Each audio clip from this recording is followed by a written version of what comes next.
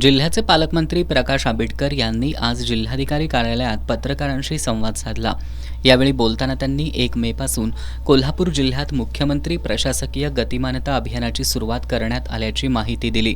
मुख्यमंत्री प्रशासकीय गतिमानता अभियानाच्या माध्यमातून नागरिकांच्या प्रश्नांना गती देणं आणि जिल्ह्यातील रखडलेले प्रकल्प मार्गी लावण्याचे प्रयत्न प्रामुख्याने प्रशासकीय पातळीवर केले जातील। यातूनच पुढील 3 महिन्यात 15 ऑगस्टपर्यंत या अभियानाची यशस्वीता दिसेल असा विश्वास त्यांनी व्यक्त केला। ह्या 3.5 महिन्यांमध्ये अतिशय प्रभावीपणाने आपण सगळेजण करणार आहोत। या सगळ्या कामाचा उपयोग कोल्हापूर जिल्ह्यातील लाखो जनतेला होणार आहे आणि त्या जनतेचे अतिशय चांगल्या पद्धतीने अनेक वर्ष प्रलंबित असणारे प्रश्न सुटणार आहेत।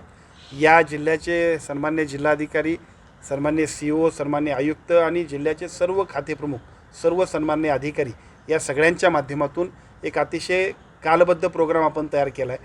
त्या कालबद्ध प्रोग्राममध्ये सगळ्या गोष्टींना अंतर्भूत करून अतिशय चांगल्या पद्धतीचा एक SOP तयार केली।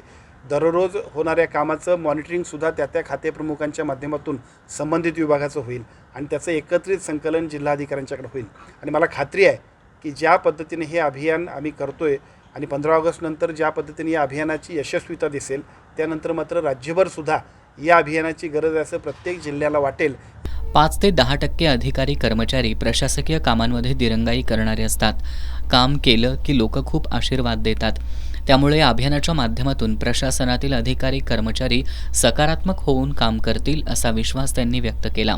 खाजगी सावकारी, गांजा यावर कारवाई करण्याचा अप्रत्यक्षपणे त्यांनी इशाराही दिला। चुकीच्या गोष्टीकडे आपण दुर्लक्ष केलं तर पुढील पिढीसाठी अशा गोष्टी घातक ठरतील अशी भीती व्यक्त करत कोल्हापूर जिल्ह्यातील 2 नंबर व्यवसाय करणाऱ्यांना अप्रत्यक्षपणे कारवाईचा इशाराही त्यांनी दिला। पालकमंत्री म्हणून माझी जबाबदारी या जिल्ह्यातल्या प्रत्येक नागरिकाच्या विकासासाठी, त्याच्या प्रगतीसाठी काम करणं असं आहे आणि मी पालकमंत्री म्हणून काम करत असताना माझ्याबरोबरचे सर्व सन्माननीय अधिकारीसुद्धा तेवढ्याच तत्परतेनं त्या सगळ्यांमध्ये अतिशय लक्ष घालतील। एखादी घटना असेल की ज्या घटनेबद्दल अशा पद्धतीचा प्रकार होत असेल तर तात्काळ त्याच्याबद्दलसुद्धा माहिती घेणं आणि जो संबंधित अशा पद्धतीनं दिरंगाई करत असेल तर त्याच्यावरतीसुद्धा कारवाई करणं अपेक्षित आहे। कारण सावकारी असेल, गांजा असेल, ह्या कोल्हापूर जिल्ह्यात नाही तर शहरातल्या किंवा आपल्या महाराष्ट्रातल्या बऱ्याच ठिकाणी अशा पद्धतीच्या सगळ्या प्रकारावरती जर गंभीरपणाने आपण बोललो नाही आणि कारवाई नाही केलं तर आपल्या सगळ्यांनासुद्धा निश्चितपणाने खूप त्याचे परिणाम भोगावे लागतील। दरम्यान अश्विनी बिद्रे यांच्या हत्येप्रकरणी आरोपींना जन्मठेपेची शिक्षा झाली आहे, मात्र त्यांचा मृत्यूचा दाखला मिळालेला नाही।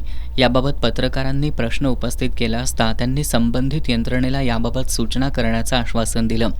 यावेळी जिल्हाधिकारी कार्यालयाच्या ठिकाणी सुरू करण्यात आलेल्या मुख्यमंत्री सहाय्यता निधी आणि धर्मादाय रुग्णालय मदत कक्षाचं उद्घाटन पालकमंत्री प्रकाश आंबेडकर यांच्या हस्ते करण्यात आलं।